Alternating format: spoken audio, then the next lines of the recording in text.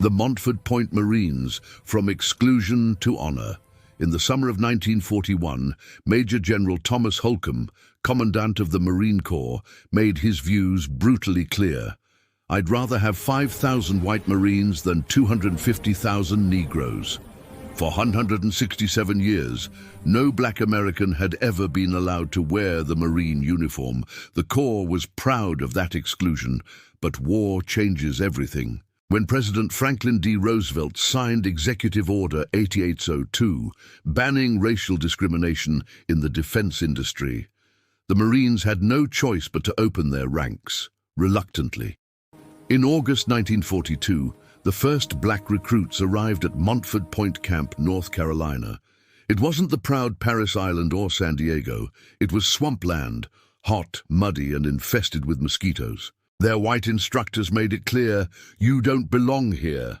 But under the fierce guidance of drill instructors Gilbert Hashmark Johnson and Edgar Huff, those men transformed.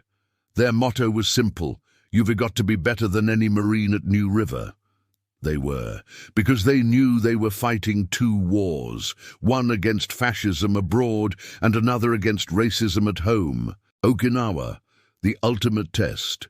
April 1st, 1945, Easter Sunday, Operation Iceberg, the invasion of Okinawa, began. Nearly 2,000 black Marines, mostly from ammunition and depot companies, landed on the beaches. They were told to stay in the rear, away from combat.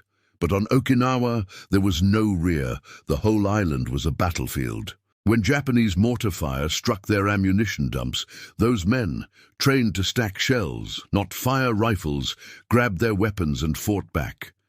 They held the line all night.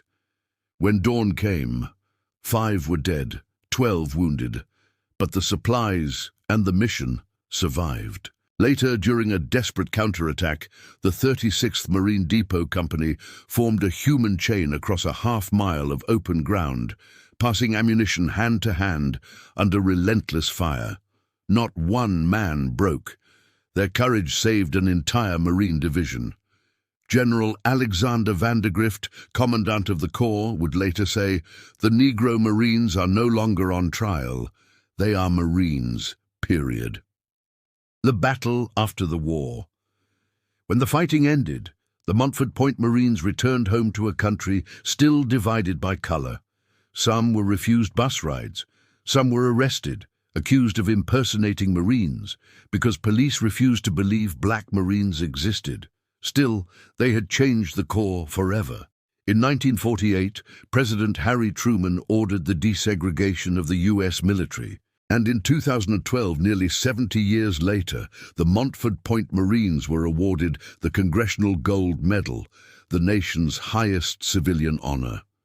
Today, Camp Johnson, once Montford Point, proudly bears the name of the man who trained them, Sergeant Major Gilbert Hashmark Johnson, the only Marine base named after an African American. They fought 2 wars and won them both, one against an enemy overseas and one against the prejudice at home.